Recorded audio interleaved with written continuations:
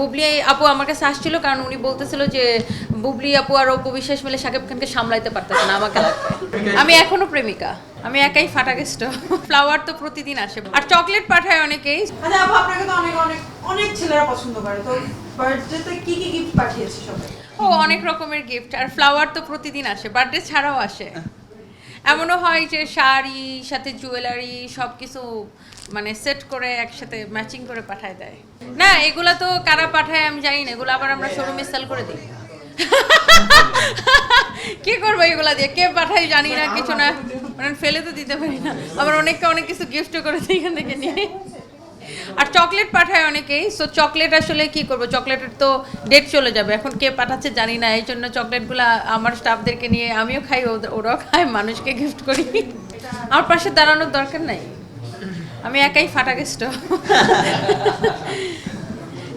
কারণ আমি অনেক কনফিডেন্ট, আর আমার জায়গাটা তো আমি কারো হেল্প নিয়ে তৈরি করি না, আমি নিজে নিজে আলহামদুলিল্লাহ মানুষের ভালোবাসায়, মানে আমার আসলে আমার সমকক্ষ কারোর, হ্যাঁ অবশ্যই তাদের সবার সাথে আমার ভালো সম্পর্ক, বাট সবচেয়ে বেশি প্রয়োজন আমার অডিয়েন্সের ভালোবাসা, আমার কাস্টমারদের ভালোবাসা। তো সেই জায়গাটা আলহামদুলিল্লাহ আমি সাকসেসফুল এবং মানুষের হয়তো বা মন জয় করতে পেরেছি। বুবলি আপনার সাথে একটা বোরকা পরা, এটার কাহিনী কি, রহস্য কি? আচ্ছা, বুবলি আপুর সাথে তো আমার খারাপ সম্পর্ক বা ব্যক্তিগত কোনো সমস্যা নাই। এখন এইটা হচ্ছে আমি আমাদের মার্কেটে হচ্ছে উনি তো শপিংয়ে আসে না, তো গৌতম শাহ দাদার সাথে উনি এসেছিলেন আমাদের পাশে একটা শোরুমে। সো আমি তখন আমার শোরুমের সামনেই ছিলাম, সো ওখানে হচ্ছে যে ওনার ওনার সাথে আমার দেখা, তো উনি আমাকে দেখে কথা বলছে, আমি ওনাকে দেখে কথা বলছি, এটাই তো নর্মাল নর্মাল আন্তরিকতা, ভদ্রতা, এটা তো ভদ্রতা। সো এটাই তো, আর ওনার সাথে তো আমার কোনো ব্যক্তিগত সম্পর্ক মানে সমস্যা নেই। সো অপুদি আমাকে মন ডাকে এবং অপুদির সাথে আমার ভালো সম্পর্ক দেখে ওনার সাথে দেখা হলে আমি কথা বলবো না, ব্যাপারটা তো এরকম কিছু না। না আমি অবাক হই নাই, কারণ অপুদিও যখন আমার শোরুমে আসছিল তখন বোরকা পরে আসছিলেন, অ্যান্ড অবাক হওয়ার কিছু নেই। আরেকটা হচ্ছে বিষয় হচ্ছে যে আপনার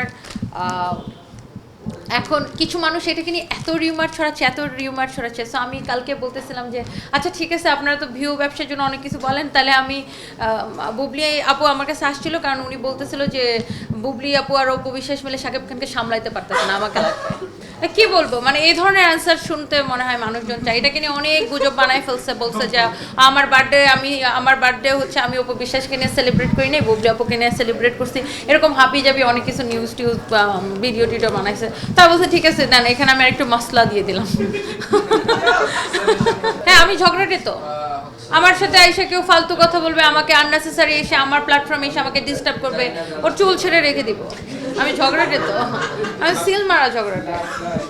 আচ্ছা যারা এইসব কমেন্ট করে, বাস্তবে যদি তারা সামনে থাকতো তখন তো সামনে করে না, সামনে বলে আপু আমি আপনার অনেক বড় ফ্যান, একটু সেলফি তুলতে পারি। না, যদি এমন সিচুয়েশন হইতো কমেন্ট কেউ কোনোদিন করে নাই, আপনি কি করতেন? করলে তো দুটো চট দিতাম, 32টা দাঁত সব পড়ে যেত। কলকাতায় যে যেমন অনেককেই বলা হয় ঠোঁটকাটা শহর, যে কঙ্গনাকেও বলা হয় যে হ্যাঁ আমার কাঙ্গনা রানাতকে আমার খুবই ভালো লাগে, আমি ওনার বিগ ফ্যান। কাঙ্গনা রানাতকে আর প্রিয়াঙ্কা চোপড়াকে আমার খুবই ভালো লাগে, মানে এরা দুইজনই খুব বোল্ড কথাবার্তা বলে, আর আমার খুবই পছন্দ। বাংলাদেশের প্রেক্ষাপটে কি আপনি সেই ধারাটা কি বজায় রাখতে চাচ্ছেন? আসলে আমি মানে ওরকম না যে ওনাকে ফলো করে এরকম হওয়া, আমার ছোটোবেলা থেকে আমি এরকম, মানে আমার থাকে না যে আমি কখন অন্যায়, সেটা আমার সাথে ধরেন আপনার সাথেও কেউ অন্যায় করলে ওখানে আমি চুপ করে থাকবো না, ওখানে আমি কথা বলবো না, আপনারও আমি কথা বলবো, আমি ছোটোবেলা থেকে এরকম। প্রেমিক হিসাবে আপনি কেমন ছিলেন? প্রেমিকা হিসেবে হ্যাঁ, প্রেমিকা আমি এখনো প্রেমিকা। কেমন ছিলেন? মানে আপনার সাথে আসলে ঠিক আমি এখন আসি তো ছেলেরা ঠিক তো?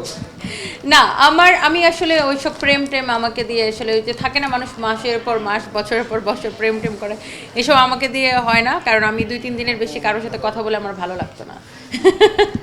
আমি জাস্ট ফান করে বলি এটা। সো এরকম অনেকেই আমাকে দেখা হলে জিজ্ঞেস করে আপু বিয়ে করবেন কবে, বিয়ে করবেন কিনা। সো আসলে দেখেন আমি জীবন কাকে কোথায় নিয়ে যাবে আমরা জানি না, বাট আপাতত তো নাই, আর আল্লাহ সব কিছু জানে মানুষের ভবিষ্যৎ, বাট আমি এই মুহূর্তে আমার ছেলে মেয়েদের নিয়ে ভালো আছি, ভালো থাকতে চাই, এটাই।